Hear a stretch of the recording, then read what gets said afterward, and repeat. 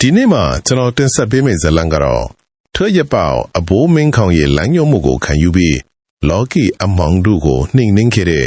အခါဆိုတဲ့လူငယ်တယောက်အကြောင်းပဲဖြစ်ပါတယ်ကျွန်တော်တို့ရဲ့ channel ကိုလည်း subscribe လုပ်ခဲ့ပေးကြပါဦးနော်ဒါဆိုဇာတ်လမ်းလေးကိုစလိုက်ရအောင်ညကတိတ်ဆိတ်လို့ပွစင်ရင်ခွဲအော်တန်နေတောင်းနားထဲမှာစူးနေပါတယ်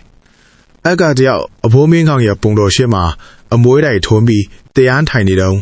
ဂျူနီယာအခန်းထဲမှာလေအေးတစ်ချက်ဝေးတိုက်သွားပါတယ်အမွှေးတိုင်မိကိုတွေကပုံမှန်မဟုတ်ပဲလိန်တွတ်ပြီးစလုံးတစ်လုံးကိုဖော်ပြနေသလိုပါပဲသူ့တန်နဲ့အခါမျက်လုံးကိုဖွင့်လိုက်တဲ့အခါသူ့ရှိမှာဘယ်သူမှမရှိပေမဲ့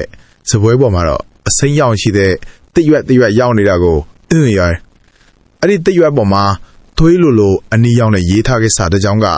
ဒီညတန်းကောင်ရံမှာမြို့ပင်ကသူ့တန်ဟောင်းကိုလာခဲ့ပါတယ်အခါဟာသူ့ရဲ့လက်ဆွဲတော်ထိကအဘိုးပေးထားရဲ့ဘုဒ္ဓတို့ပွားတော်လေးနဲ့ပဒီးကိုကင်ပြီး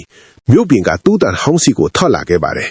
သူ့တန်နဲ့ညောက်သားနဲ့မြေကြီးတွေကပူနွေးညိတယ်လို့ခန်းစားရပြီးပတ်ဝန်းကျင်မှာအနှံ့စိုးတစ်ခုကထွက်နေပါတယ်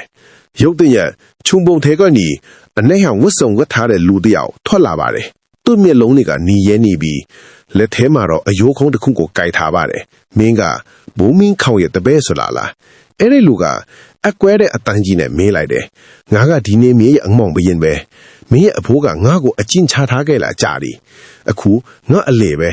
အကဟာကြောက်ရွံ့ခြင်းမရှိပဲပဒီးကိုကြစ်ပအောင်စုပ်ကိုင်လိုက်ပါတယ်အဘိုးကခမ ्या ကိုအကျဉ်းချခဲ့တာဟာခမ ्या ရဲ့မကောင်းမှုတွေကြောင့်ပါ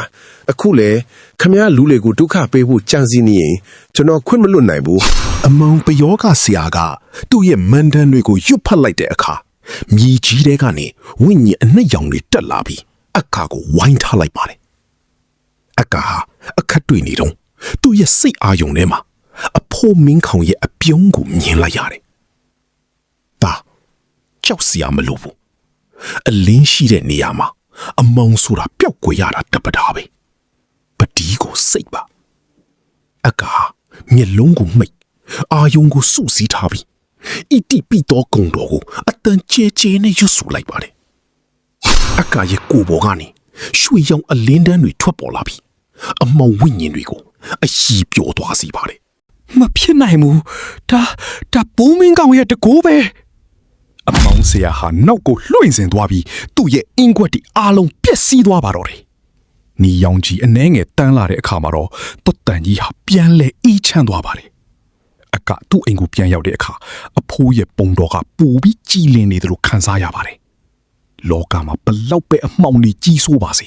မေတ္တာနဲ့သစ္စာတရားကသာနောက်ဆုံးမှာအောက်နိုင်တယ်ဆိုတာအကကောင်းကြီးနားလည်သွားပါပြီနောက်ထပ်လည်းဆက်ပြီးတင်ပြပေးသွားမှာဖြစ်လို့ channel ကို like share and subscribe လုပ်ခဲ့ပေးကြဖို့မမေ့နဲ့နော်နောက်ဗီဒီယိုတွေမှာပြန်တွေ့ကြမယ်နော်